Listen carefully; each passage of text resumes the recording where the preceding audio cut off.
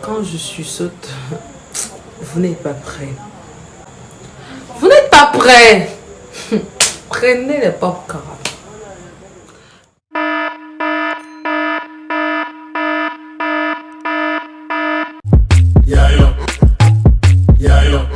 Kisimbi, Uzanaba million, Yaya Bambongo, Mama Kindumba, Ya Mongole. Salut les gars, aujourd'hui ce sera une vidéo time, comme vous l'avez vu en barre d'infos, une story time quoi. Je viens vous parler du jour où j'ai été pourchassée dans la nuit par une femme. Je prends la décision de faire une story time par rapport à ça, par rapport à un truc comme ça, par rapport à de la sorcellerie. C'est parce que, comme vous avez vu, le twist qui se partage, enfin le twist qui se partage partout du mec de la Belgique qui est mort et qui en fait il drague des meufs embêtées et tout. Et après les meufs se retrouvent en train de mourir et tout.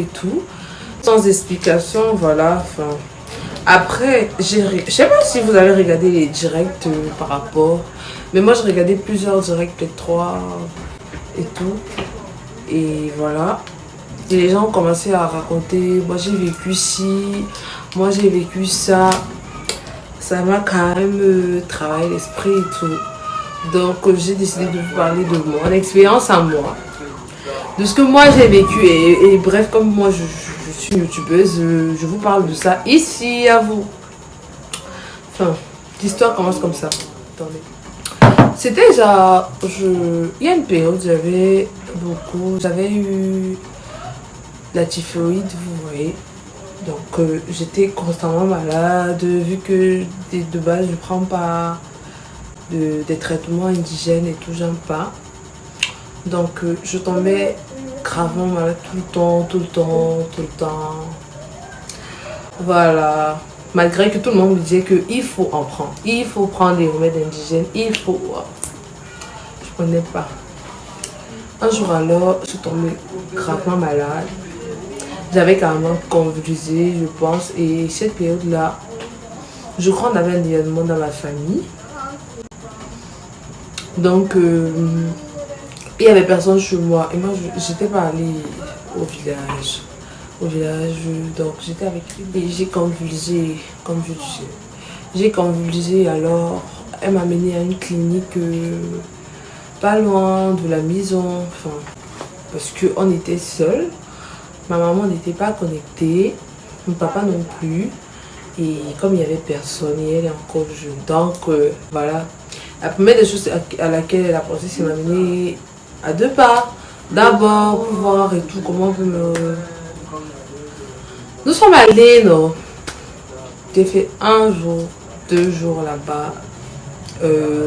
Déjà, quand je suis arrivée, comme c'était pas une grande clinique, quand je suis arrivée, les salles de malades, il n'y avait plus les salles d'un seul lit libre, vous voyez.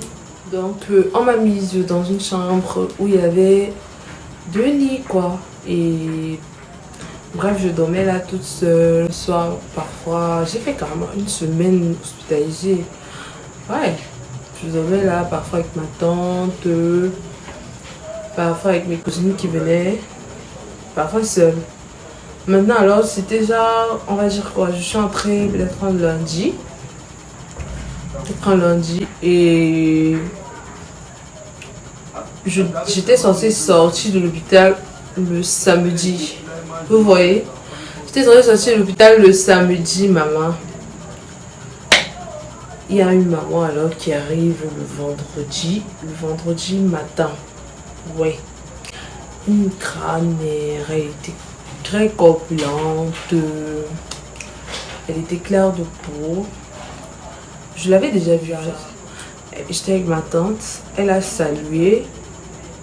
Et tout. Elle était malade apparemment. Puis je dis ouais, la maman c'est malade et tout.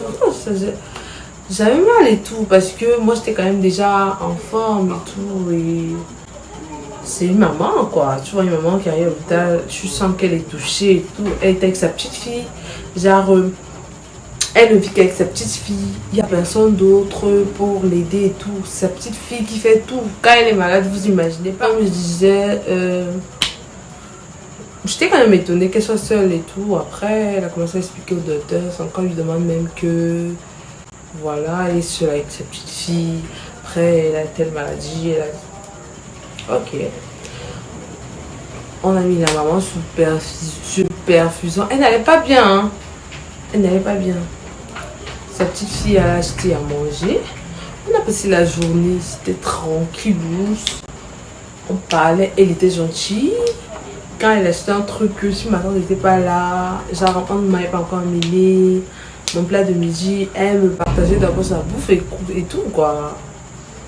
Ok. Ok. Le soir alors, enfin, la nuit. La nuit. L'espoir me va. Non mais je vais vous raconter mon rêve. Genre je vais vous raconter. C'est vrai que ça fait un bail, ça fait peut-être. Ça fait pas un an. Ça fait pas un an. Je crois pas. Ça fait pas grave longtemps, mais. La maman qui soit, elle est morte. Elle est décédée il y a peut-être 3 ou 4 mois. Genre, j'ai appris qu'elle était décédée. Elle était décédée. J'ai appris. Bref. La nuit, c'est pas me voilà qui dort. Je vous avoue, j'avais pas fait ma prière du soir. J'avais pas fait ma prière. Je me voilà qui dort. Dans mon rêve alors, j'étais dans mon quartier. Je marchais et tout. Après, j'ai vu mes voisines, mes cousins et tout.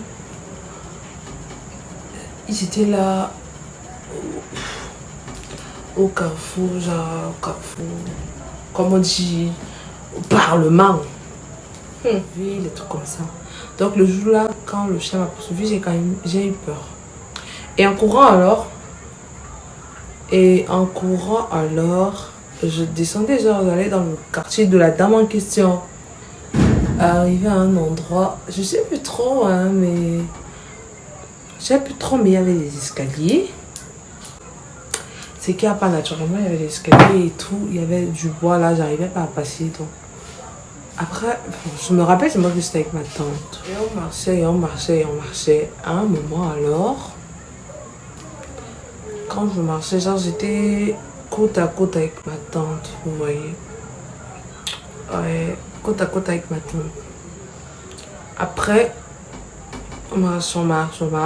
Il y a une dame qui, genre, je fais pas exprès, mais je cogne une dame en marchant.